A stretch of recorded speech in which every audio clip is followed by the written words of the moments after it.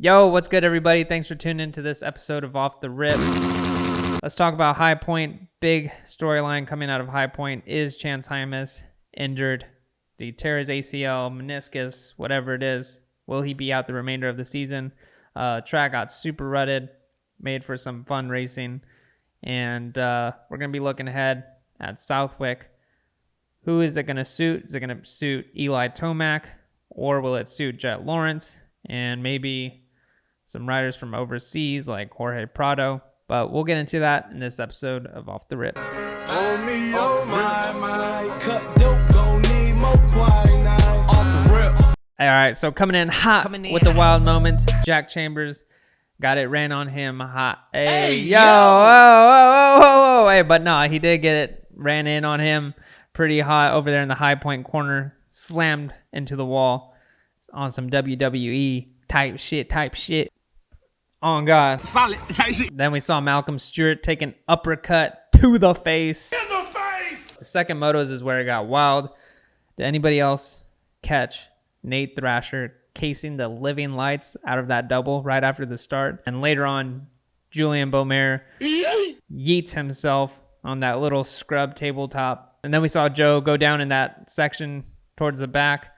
I honestly thought that section was going to claim way more riders. We saw Hymas finish the moto, but pointing at his knee. And then the 450 class, skies opened up. It just started pouring. Right off the rip, we saw riders going down on the start, just bikes flipping. Oh, AP's goggle switch. That was smooth. That was some buttery smooth stuff. That was like NASCAR level F1 coming into the pit lane type shit. And then, yeah, they red flagged the race, calling it early, which was pretty wild. Never seen that before. But yeah, those are all the wild moments from High Point. Yeah, unfortunately, I have a fully torn ACL in my right knee. Luckily, it's looking like that's the only thing that's wrong right now. So at the end of the second moto of that 250 class, we did see Chance Hymas pull off and point at his knee. It is confirmed that he has torn his ACL. This is the third season that he's torn his ACL. So bummer for him. There's also a bummer for just the fans in general, because we wanted to see this Chance and Haiden Deegan battle all summer, but now this is one less guy that Haiden Deegan has to worry about. Also, if you're Honda looking at Chance Hymas, it is kind of a liability to have him on because every season he's been hurt. So this is going to be tough for him mentally. One, to finish out a season without getting injured, and then two, to just be competitive and up at the front, challenging for race wins. So prayers for him. Speaking of Haiden Deegan, I saw a random clip of Ryan Villopoto on his 250 back in the day.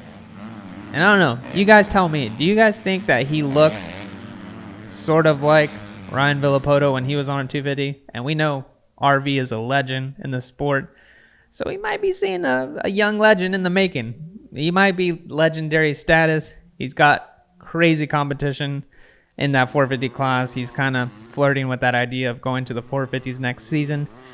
But, man, you know RV was a dog. Deegan's a dog. So the motocross script writers are just cooking. They're about to cook next season. It's going to get even better. So looking forward to that. One rider that stood out at High Point, got to give him a shout out, is Jalek Swoll, coming off an Achilles injury. 2 weeks on the bike.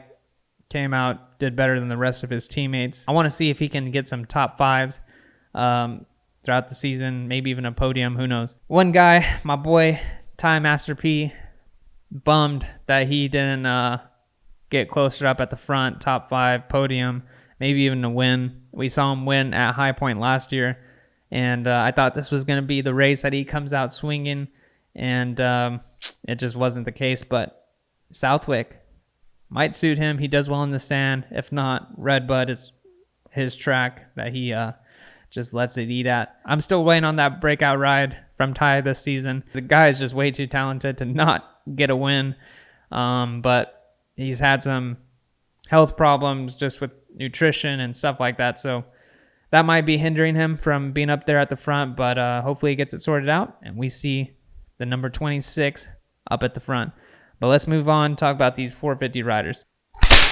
He's been taking a lot of crap lately, and that's Jorge Prado, the MXGP champ, 2-time MXGP champ, comes over to the States and is just not performing. We know he had an injury from Supercross, kind of behind the 8-ball for motocross, but I just expect more out of Jorge Prado, especially he started up at the front and then dropped all the way back to like 10th.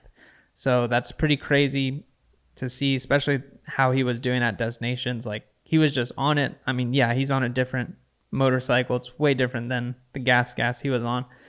But is Southwick going to be suited for the European rider? He does well in the sand. So maybe we might see a breakout ride from Jorge Prado at Southwick. And also the two riders that are at the top of their game right now, Eli Tomac, Jett Lawrence. Is Southwick going to suit Jett better, or will it suit Eli better? Because Eli can just dog around a track. We've seen incredible rides from Tomac at Southwick.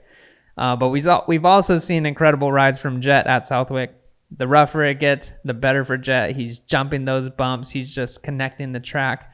Versus Tomac, he can bulldog, power through the sand. So it's going to be interesting to see track suits Jett better or Tomac, and who's going to come out on top. I want to see a dog fight at Southwick, and I'm pretty sure we will if Eli can start up at the front. He did finally get a good start that second moto at High Point, so hopefully he keeps the momentum going, keeps starting up at the front, and yeah, we just see a dog fight, like I said, at Southwick. But let's move on, talk about RM Fantasy, because I'm pretty stoked. Got a couple right, so let's talk about that. I got to flex because I did get the wild card right.